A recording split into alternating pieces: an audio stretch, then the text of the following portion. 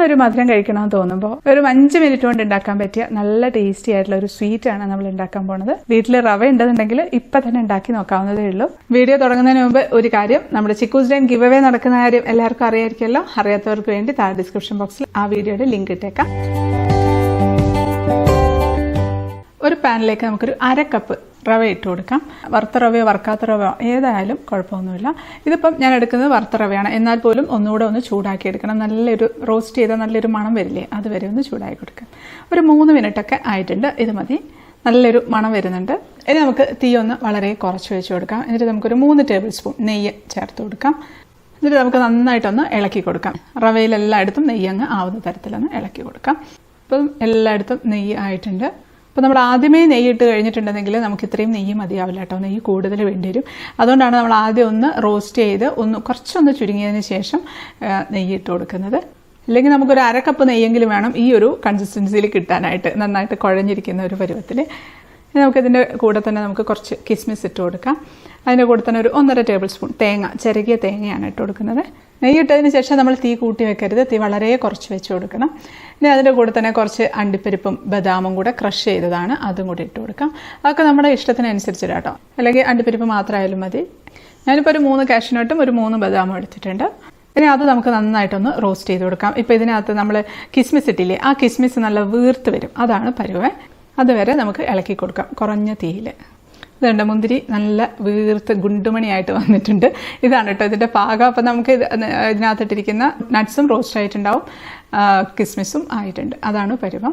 ഇനി അതിലേക്ക് നമുക്കൊരു 1.5 കപ്പ് തിളച്ച വെള്ളമാണ് ഒഴിച്ചു കൊടുക്കുന്നത്. തിളച്ച വെള്ളം ഒഴിച്ച് ഉടനെ തന്നെ നമുക്കതിലേക്ക് കളർ ചേർക്കണമെങ്കിൽ കളർ ചേർത്ത് കൊടുക്കാം, ഇല്ലെങ്കിൽ ചേർക്കണമെന്നില്ല. ഞാനൊരു 3 ഡ്രോപ്പ് കളർ ചേർക്കുന്നുണ്ട്. ഓറഞ്ച് കളറാണ് ചേർത്തത്. പൊടിയായാലും മതി, ചേർത്തിട്ടില്ലേലും കുഴപ്പമില്ല, കളർ ചേർക്കാൻ താല്പര്യമില്ലാത്തവർക്ക്. എന്നിട്ട് ഉടനെ തന്നെ ഒന്ന് ഇളക്കി കൊടുക്കാം. എല്ലാം കൂടെ നന്നായിട്ടൊന്ന് ഇളക്കി എടുക്കാം. തീ വളരെ കുറച്ച് തന്നെ വെക്കണം. അപ്പം നന്നായിട്ട് ഒരു ടൈറ്റായിട്ടുള്ള ഒരു പരുവായിട്ടുണ്ട്. ഇനി നമുക്കിതിലേക്കൊരു 1/2 കപ്പ് പഞ്ചസാര ചേർത്ത് കൊടുക്കാം. 1/2 കപ്പ് പഞ്ചസാര എന്ന് പറയുമ്പോൾ ഇതിന് നേരത്തെ ഒരു മധുരം ഉണ്ടാവുള്ളൂ കേട്ടോ. നല്ല മധുരം വേണമെന്നുണ്ടെങ്കിൽ 1/4 കപ്പോളം ചേർത്ത് കൊടുക്കാം. അതിൻ്റെ കൂടെ ഒരു നുള്ളു ഉപ്പും കൂടെ ചേർത്ത് കൊടുക്കാം. ഇനി അത് ആ പഞ്ചസാര ഒന്ന് അലിഞ്ഞ് ഒന്ന് ലൂസായിട്ട് വരട്ടെ. ഇത് ഒരു നേരത്തെ മധുരം, നമുക്ക് കഴിക്കുമ്പോൾ മടുപ്പ് തോന്നാത്തൊരു മധുരമാണ്. ഇത് പെട്ടെന്നായി വരും കേട്ടോ. അപ്പോൾ അതുകൊണ്ട് തീ ഒട്ടും കൂട്ടി വെക്കരുത്. കുറഞ്ഞ തീയിൽ വെച്ചിട്ട് വേണം ഇതൊക്കെ റെഡിയാക്കി എടുക്കാൻ. എന്നിട്ട് അതങ്ങ് ഇളക്കി കൊടുക്കുക. അതുകൊണ്ട് ഇപ്പം നന്നായിട്ട് ലൂസായിട്ട് വന്നിട്ടുണ്ട്.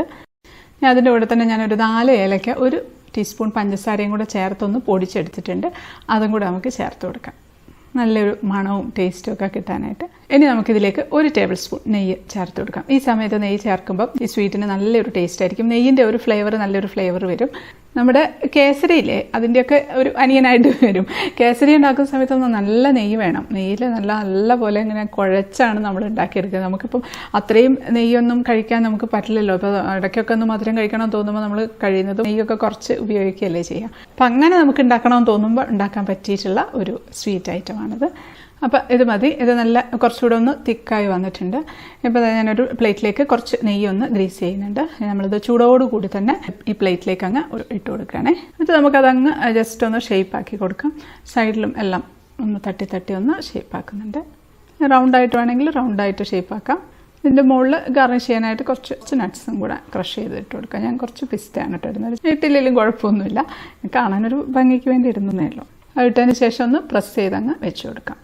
അത് അവിടെ ഇരുന്ന് ഒന്ന് തണുത്ത് വരട്ടെ. ഒന്ന് തണുത്ത് കഴിയുമ്പോൾ നമുക്ക് കട്ട് ചെയ്തെടുക്കാം. ഇപ്പോൾ കട്ട് ചെയ്ത് വേണമെങ്കിൽ വെക്കാം കേട്ടോ, അത് കുഴപ്പമൊന്നുമില്ല. അപ്പോൾ ഒന്ന് തണുത്തിട്ടുണ്ട്, നമുക്കൊന്ന് കട്ട് ചെയ്ത് കൊടുക്കാം. അപ്പോൾ ഇത് 4ആയിട്ട് കട്ട് ചെയ്തിട്ടുണ്ട്, തിരിച്ചും 4ആയിട്ട് കട്ട് ചെയ്തിട്ടുണ്ട്. നമുക്കൊരു പീസ് എടുക്കാം, പ്ലേറ്റിലേക്ക് വെച്ച് കൊടുക്കാം. അടിപൊളി, നല്ല ഭംഗിയുണ്ട് കേട്ടോ കാണാനായിട്ട്. അപ്പോൾ അത് എല്ലാം കട്ട് ചെയ്ത് വെച്ചിട്ടുണ്ട്. നമുക്കൊന്ന് ടേസ്റ്റ് ചെയ്ത് നോക്കാം. നല്ലൊരു മണമാണ് വരുന്നത്. അതുകൊണ്ട് മുറിക്കുമ്പോഴത്തേക്കും അങ്ങ് നല്ല സോഫ്റ്റായിട്ട് ഇങ്ങ് മുറിഞ്ഞ് വരുന്നുണ്ട്. കഴിക്കട്ടെ.